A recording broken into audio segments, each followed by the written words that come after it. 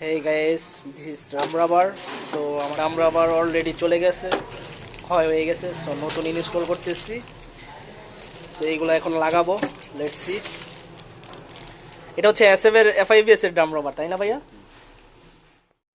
বন্ধুরা, আপনারা already drum rubber ব্লগের প্রথম দিকেই দেখছেন যে ড্রাম রাবারটা আসলে কেমন ধরনের বা কেমন টাইপের হয়। এটা শুধু Suzuki Gixxer FIBS and SF FIBS বাইকটির জন্য ড্রাম রাবার তৈরি করা হয়েছে। এই মডেলের জন্যই অনলি তৈরি করা হয়েছে।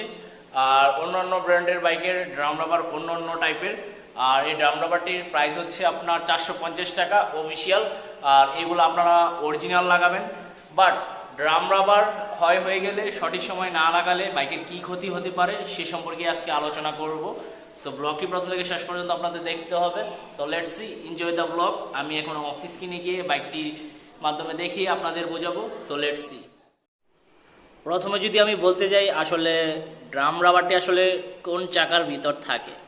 ড্রাম রাবারটি আসলে মূলত Suzuki Gixxer FIBS and SF FIBS বাইকটির পিছনের চাকার মধ্যে থাকে, চেন পকেটের ভিতরের জায়গাটার মধ্যে থাকে। বাট এটা যখন ক্ষয় হয়ে যায় তখন বাইকের কী ধরনের ক্ষতি হতে পারে।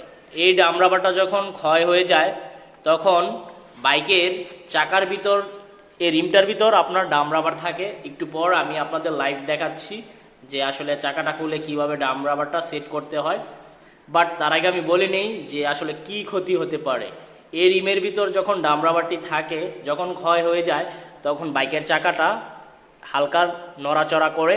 যখন আপনার বাইকের গিয়ার চেঞ্জ করেন তখন বাইকের গিয়ার বক্সে এমন একটা জোরে শব্দ আওয়াজ হয় যেটা আসলে মনে হচ্ছে যে আপনার বাইকের মেজর সমস্যা হয়ে গেছে। অনেকের মনে করতে পারেন যে বাইকের ইঞ্জিনের ভিতর সমস্যা দিয়েছে, হয়তো বা ভয় পেয়ে যেতে পারেন, অনেক বড় ধরনের সমস্যা হতে পারে, এমন অনেকের চিন্তা ভাবনা ধারণা থাকতে পারে।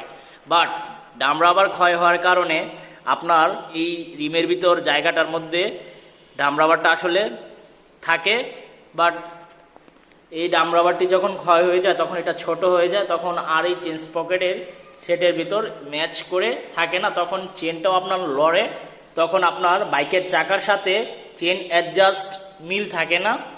ওই ক্ষেত্রে আপনার দেখা গেছে ড্রাম রাবার যদি আপনি সঠিক সময় চেঞ্জ না করেন, আপনার বাইক রাইড করার মাঝখানে হয়তো বা চেন পকেটের ভিতরের নাট টাট ভেঙে যেতে পারে। আবার রিমের ভিতর সমস্যা হতে পারে। রিমের ভিতর একটি লেয়ারের একটি দাগ থাকে, আবার রিমের ভিতর একটি পাত থাকে গোল হয়ে, যেটা ড্রাম রাবার সেট হয়, ওইটা ভেঙে যেতে পারে। ওইটা যদি ভেঙে যায় তাহলে আপনার পুরো রিমটি চেঞ্জ করতে হবে। একটু পর আমি আপনাদের দেখাচ্ছি।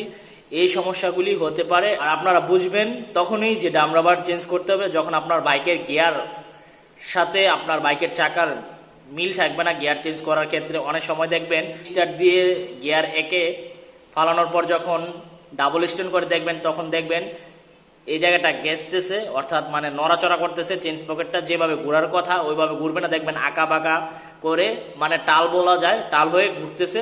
তখন আপনি বুঝতে হবে যে আপনার ড্রাম রাবার চলে গেছে।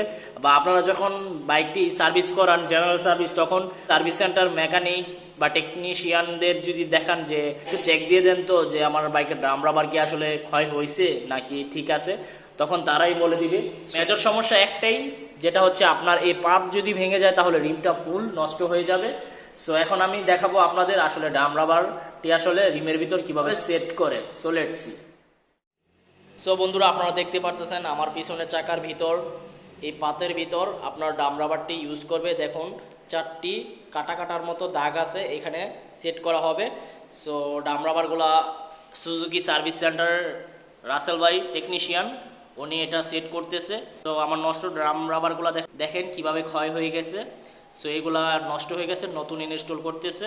সো এইভাবেই মূলত ড্রাম রাবার ইনস্টল করা হয় সুজুকি জিক্সার FIBS বাইকটির মধ্যে। সো বন্ধুরা, ব্লগের মধ্যে দেখতেই পারতেছেন মূলত ড্রাম রাবার কিভাবে আপনার ইনস্টল করতে হয়। আর ড্রাম রাবার নষ্ট হয়ে গেলে আপনার বাইকের কি ধরনের ক্ষতি হতে পারে ব্লগের প্রথম থেকেই আমি বলে দিয়েছি।